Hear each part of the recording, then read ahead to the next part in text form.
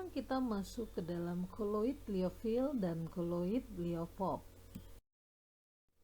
Koloid liofil dan koloid liopop ini dibagi berdasarkan sifat absorpsi antara zat terdispersi dan medium pendispersinya.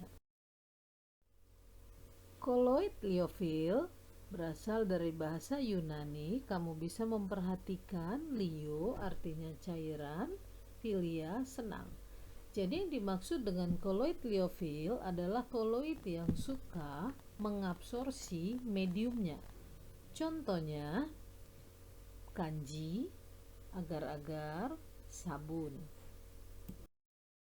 Sementara koloid liopop adalah lio cairan, fobia benci, yang artinya adalah tidak suka mengabsorpsi mediumnya atau afinitasnya lebih lemah atau tidak ada. Contohnya sol belerang, sol emas.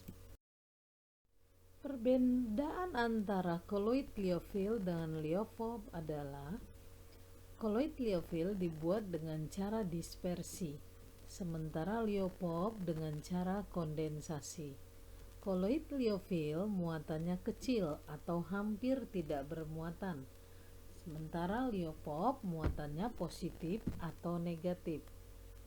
Koloid liofil mengabsorpsi mediumnya, sementara koloid liopop tidak mengabsorpsi mediumnya. Koloid liofil viskositas atau kekentalannya tinggi, sementara liopop kekentalan atau viskositasnya lemah. Koloid liofil tidak mudah menggumpal. Koloid liopop sangat mudah menggumpal. Di dalam koloid liofil, efek tindal dan gerak drone-nya tidak jelas. Sementara koloid liopop, efek tindalnya sangat jelas. Berdasarkan kestabilannya, liofil stabil dan koloid liopop tidak stabil. Koloid liofil bersifat reversibel dan liopop bersifat irreversibel. Yang artinya reversibel dapat diperoleh kembali, sementara irreversibel tidak dapat diperoleh kembali. Pembuatan koloid ada dua cara, yaitu yang pertama dispersi dan kondensasi. Dispersi artinya mengubah partikel kasar menjadi keukuran koloid. Contohnya mekanik, peptisasi, busur Arch-Bredig. Pengertian dari mekanik adalah penggerusan. Contohnya serbuk belerang digerus ditambah gula, maka ditambah air akan larut sehingga membentuk sol belerang. Tetapi jika serbuk belerang saja ditambah air, maka tidak akan larut. Peptisasi artinya pemecahan partikel kasar menjadi partikel ukuran koloid. Contohnya, endapan AlOH 3 kali dipeptisasi dengan zat pemecahnya yaitu AlCl3, maka akan membentuk sol AlOH 3 kali. Busur Arch-Bredig adalah percampuran antara pembuatan koloid lewat dispersi dan kondensasi, di mana busur Arch-Bredig digunakan untuk memperoleh sol logam. Logam koloid sebagai elektroda dicelupkan dalam medium dispersi dan dihubungkan dengan sumber arus listrik sehingga diperolehlah endapan pada kutubnya.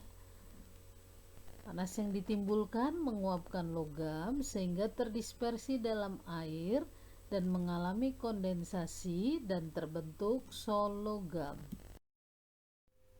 Pembuatan koloid yang kedua adalah secara kondensasi.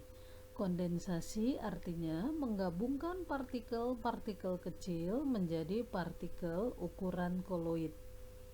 Kondensasi bertujuan untuk mengubah lewat partikel koloidnya. Secara kondensasi ada proses yang dilakukan yaitu hidrolisis, redoks, pergantian pelarut, mencampurkan larutan-larutan encer. Contoh hidrolisis, larutan FeCl3 ditambah air,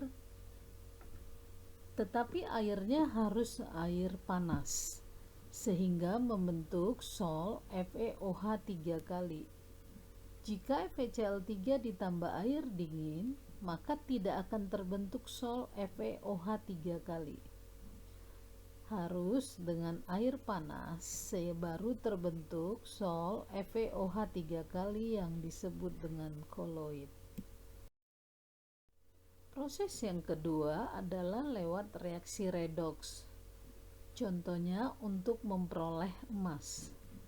AuCl3 tambah FeSO4 menjadi Au ditambah Fe2SO4 3 kali tambah FeCl3, di mana AuCl3 adalah plus 3 menjadi Au 0, maka terjadi reaksi reduksi. Sementara FeSO4 Fe-nya plus 2 menjadi Fe2SO4 3 kali plus 3, ataupun FeCl3 Fe-nya positif 3, maka akan terbentuk reaksi oksidasi, sehingga lewat redoks ini Au mengalami reduksi dan Fe2 positif mengalami oksidasi. Yang berikutnya contoh pergantian pelarut. Jika kalsium asetat ditambah air, maka tidak akan membentuk koloid. Tetapi jika kalsium asetat ditambah alkohol, maka akan terbentuk koloid.